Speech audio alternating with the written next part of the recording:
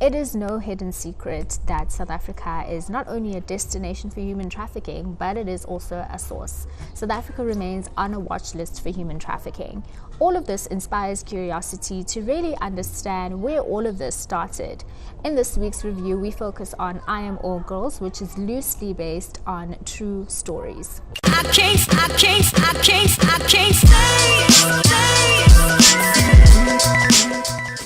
I Am All Girs is a crime thriller that introduces us to a special investigative officer who ends up working with a serial killer who shares a same interest in finding and exposing a group or syndicates of people who have been perpetuating human trafficking.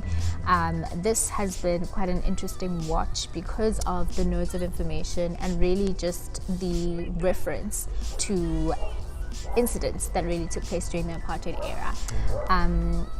Honestly, it shocked me because I didn't really know that this was going on, and that's the thing that really makes me love content so much, TV content, because of these moments where it relates to real life experiences. How did you feel about I Am All Girs? Yeah, I'm so overwhelmed. Yeah, I love it. Guys, it's amazing. It's amazing. The storyline, the questions it leaves you with, it's amazing, and the acting on spot on. yeah, we can just skip through to the end and just rate it now. Wow, But I you love all it. know we can't do that. But I share that, I think when it first started, I immediately connected the dots. Well, not all of them, but I just knew that the person that we were introduced to in the beginning was a victim of human trafficking. I immediately connected those dots. When we skipped from the child to her, I was like, okay, it's about to get real. I love how action-packed it is. I was a little bit disappointed because it is quite typical of a thriller, as in everybody dies. Well, not everybody did die in this one, but so many people died, I would have loved for there to have been a twist, where they just go to jail, and maybe we skip forward to TRC. I think that's also another thing that I wasn't particularly sure of, the timelines, because it was, you're watching this tape that is a confessional from somebody who committed this crime in the 1980s, and it's not really clear, the timeline isn't really clear, and I get it, it's loosely based on real events, so they obviously had to make up a bunch of whatever else we were exposed to. There are some things they had to sensationalize. So I forgave them for that, but I was also like, I would have liked to see a twist, in the movie. Again, it's highlighting such an important reality in South Africa. In 2019 alone, just from my observations, there wasn't a week that went by, without me seeing on my timeline just a notice about somebody who's gone missing, a child or a teenager, a young adult, a woman in particular, females who were kidnapped or gone missing, and nobody really knew what was going on, and to see this movie that focuses on a past event ignited, for me, the importance of us having this conversation again and continuing to really spread messages about young girls, young women who have gone missing, because we don't really know for sure if those historical ties still exist today, and we don't know which new ones have been created, and so it's so important for us to be vigilant, and to continue to speak to these issues and make them part of the mainstream conversations. I just love the research around it, and also how it talks to human trafficking being such a well-orchestrated or well-designed system. It's not only something which I as Nkomo feel randomly like, I want to kidnap this woman, but it also even involves and implicates people that are in leadership positions. Some of the people you might think are such an example for youngsters out there, yet they are the most horrible of human beings, So that's what I love about it. But it also had me asking a question, and it's an exciting question, but as well, it sparks conversation in that sense. That's what I mean, exciting. Is vigilantism is vigilantism the best form to serve justice? It had me asking that question, you know. People are being killed and whatnot, but also even government officials. Now, do we as people that are being led, now where do we come in? Should we support vigilantism, or should we now in retrospect say, government, yes, stop reducing budget for our police, stop reducing budget for justice system, you know, let us uproot evil in its entirety, you know. That's why it made me ask that question, where how people are being killed indiscriminately, but yes, it's for a worthy cause, you know. We could see it as being justifiable, but at the same time, does it mean, do we let the victim take matters into their own hands? Or do we make the ground fertile enough for vigilantism to take place, or in order for justice to take place, do we remove that fertility on the ground for vigilantism, and do we make the law actually take its course in obliterating these syndicates which are existing in our society, you know? That for me, it asked that question, and this movie brought a lot of context, and it brought a whole lot of questions. Like, it's so exciting. It's an amazing movie. It's an amazing movie. It makes you think. Yeah. And now, what do you think of the casting? Yeah, you know, like, I really, really enjoyed Hlubi Mboya as Ntombi and Erica Wessels as Jodie. They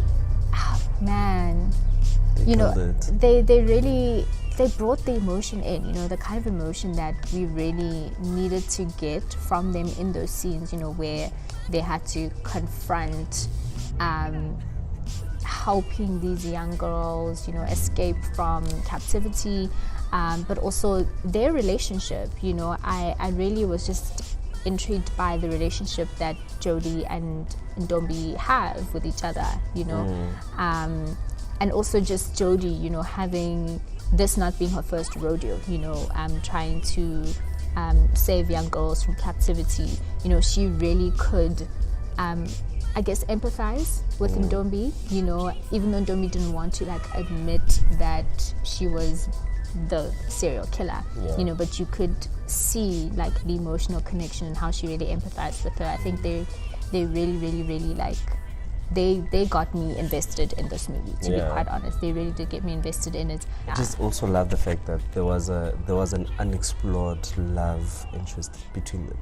We don't know that. It was. Look, I'll say I don't know that. I don't want to make that assumption, you know, because they just could have had a strong bond, you know. They just could have had a strong bond. It could have just been two women who just were really good friends and were comfortable with being that, I guess, intimate, or displaying that sort of intimacy that you would expect to see from people who had feelings for each other. I think I just tried to shy away from assuming that there is a romantic interest and not just a sisterly bond or just friends having, like, a really good bond and being comfortable with each other in that way.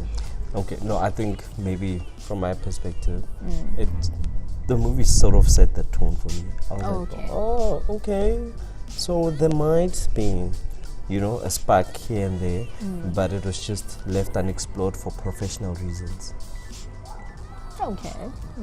So that's what I loved for me, but I enjoyed that aspect, and I think that's where the emotions into the movie, the investment into the entire storyline comes in, and that's where it also draws you into both their personal stories.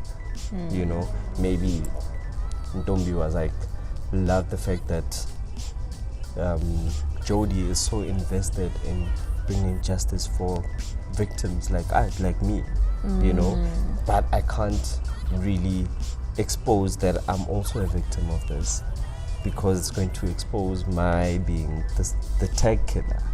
And also, like, Mutusi, Captain George. Captain George. He's that guy that wants everything to be done right. It's just unfortunate that his role was not really as prominent. We needed a sense of level-headedness throughout the movie. In every part or in every scene within which he's in, there's always a confrontation, you know, but we needed somebody who's going to tone it down a bit, tone down the confrontation, tone down the excess nature of the raids. Because yes, we have a police force in our country, but we don't always give credit to them for the good they do. Well, I mean, their job is to do good. I mean, it's their job. You're going to applaud a tree for growing. Yeah, Mara. The thing is, we always look for reasons to poke at them. You know, we don't always give credit where it's due. And sometimes these guys do amazing works, you know. And there are syndicates that were exposed, drug syndicates that were exposed, and when it got close to people of influential position, they were shut down. Operations are shut down, which shows what government, the dynamics and the governance of it. I mean, even the nature of the movie exposes that what police might want to do everything they can to bring justice, but because of the bureaucracy involved, we can't do our job. You understand? Interesting. So okay. That's how I kind of saw it. Yeah. What was your, I guess, best scene or scene that just stood out for you? I loved how Ntombi, as a young girl, was shown a sense of motherly love by the boss lady of the brothel. You know, I love the fact that she supported her. She gave her books to learn, to study, you know, even though she knew that what's happening is wrong morally and in whatever way, manner possible. She knew it's wrong, but she showed that love and affection to the child, and she empowered the child. You know, although yes, it's a bad situation to be in, but there's that sense of hope that was instilled in the child. The scene where she then revealed herself, that for me was like, there's a person behind all of this. You know, like we're being reminded that in as much as she's going around, she's going rogue and she's just murdering all these people that were part of her trauma, you know, she's still very much in tune with her humanity, you know. And you speak of the lady boss, you know, who took care of her. I would like to think that yes, she revealed herself to her because of that, but not only because of that, because she also understands that as a girl she went through that, and she witnessed women, you know, in that same building who were being used, you know, as sex slaves, you know. Through it all, how many Biltong sticks would you give it? I give it a 4.5. How would you rate it? I'll give it a 5. So that gives us an average of 4.5. So 4.5 Biltong sticks from us. It's been really, really interesting, and of course, conversation sparking. Again, we're seeing women being empowered, fighting back. It really is what August is about. Now, if you've also seen it, if you've seen I Am All Girs, let us know what you think. Leave us a comment down below. And if there's a South African movie, film or series, or one that is produced by Africans in the diaspora, let us know in the comments. I'm Gomo. And I'm Dumi. And this is the Biltong Review. Thanks for watching.